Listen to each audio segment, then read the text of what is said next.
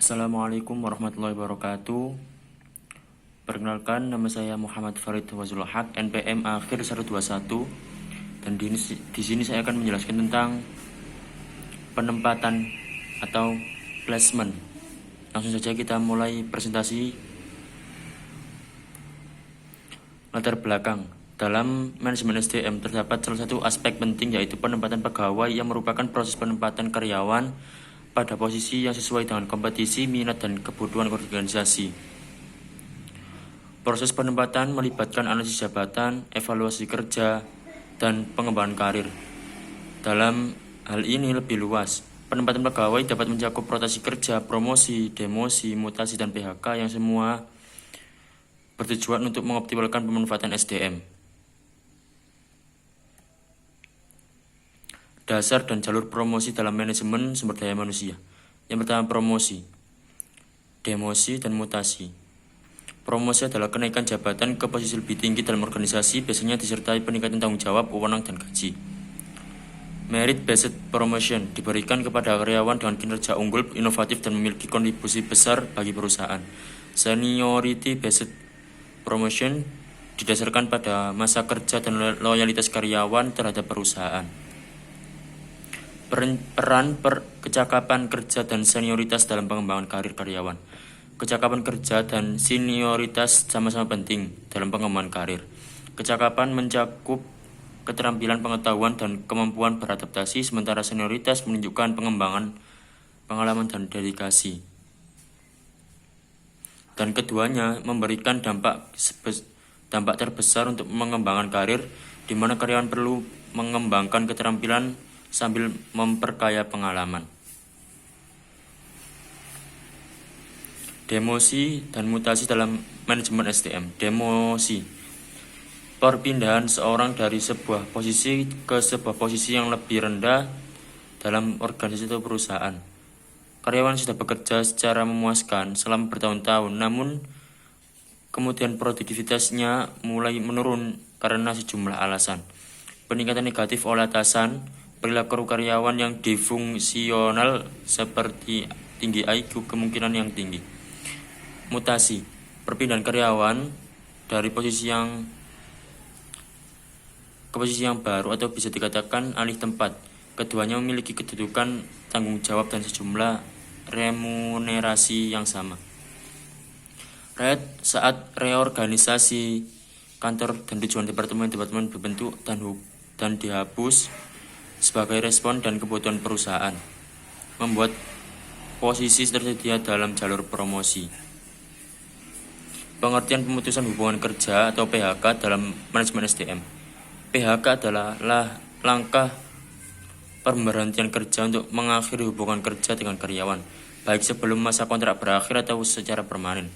PHK dapat dilakukan secara alasan ekonomi, pelanggaran oleh karyawan, masalah kesehatan, atau perjanjian kontak beberapa jenis, antara lain PHK karena alasan ekonomi, karena pelanggaran, karena alasan kesehatan, karena berakhirnya kontrak karyawan dengan kontrak waktu tertentu yang habis masa berlakunya.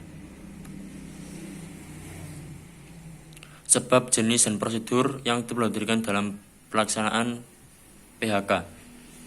Memahami sebab, jenis, dan prosedur PHK sangat penting untuk memastikan proses yang adil sesuai hukum. PHK ada 3. Yang pertama, attrition, pengakhiran karena faktor alami.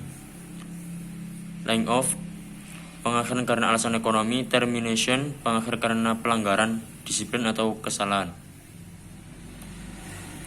Menurut Sulaiman dan Wali, ada 4 jenis PHK. PHK demi hukum, PHK oleh buruh, PHK oleh perusahaan, PHK karena putusan pengadilan. Prosedur PHK yang sah di Indonesia menurut Priyono dan Marnis adalah perundingan antara karyawan dan pimpinan, musyawarah pimpinan serikat buruh dengan pimpinan perusahaan, musyawarah pimpinan serikat buruh, pimpinan perusahaan, dan P4D, pengakhiran hubungan kerja berdasarkan keputusan pengadilan negeri. Alasan yang dapat menjadi dasar dilakukan PHK oleh perusahaan. PHK adalah langkah yang kadang diperlukan untuk keberlangsungan bisnis. Undang-Undang Cipta Kerja di Indonesia memberikan alasan sah untuk PHK dengan tujuan meningkatkan Iniestas dan ekonomi. Berikut 7 alasan PHK menurut UU Cipta Kerja. Ditahan pihak berwajib, melakukan kesalahan berat, melakukan pelanggaran, karyawan mangkir, karyawan tidak mau bekerja. Hak-hak karyawan yang harus dipenuhi setelah terjadinya PHK: uang pesangon, uang penghargaan fasa kerja, uang pengganti hak kompensasi untuk hak-hak yang belum diterima oleh karyawan.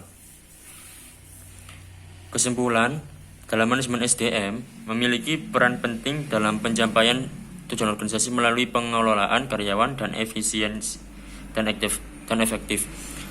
Salah satu elemen penting MSDM adalah penempatan pegawai yang mencakup promosi, demosi, mutasi, dan PHK. Penempatan yang tepat dapat meningkatkan kinerja, kepuasan, dan produktivitas kerja. Sementara penempatan kerja yang salah dapat berdampak sebaliknya. Promosi dalam MSDM yaitu prestasi kerja dan senioritas. Masing-masing memberikan kontribusi positif dalam pengembangan karir karyawan. Kecakapan dalam bekerja dan lama masa berperan saling mendukung dalam mempercepat kemajuan karir seseorang.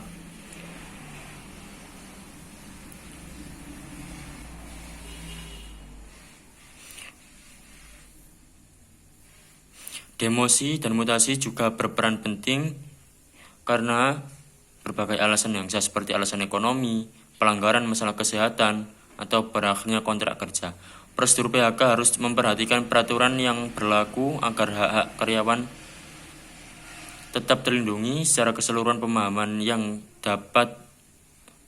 mendalam tentang dasar dan alur promosi, peran, kecakapan, dan senioritas, serta prosedur terkait demosi, mutasi, dan PHK sangat penting sebagai manajer SDM dalam menciptakan lingkungan kerja yang sehat, produktif, dan keberlanjutan.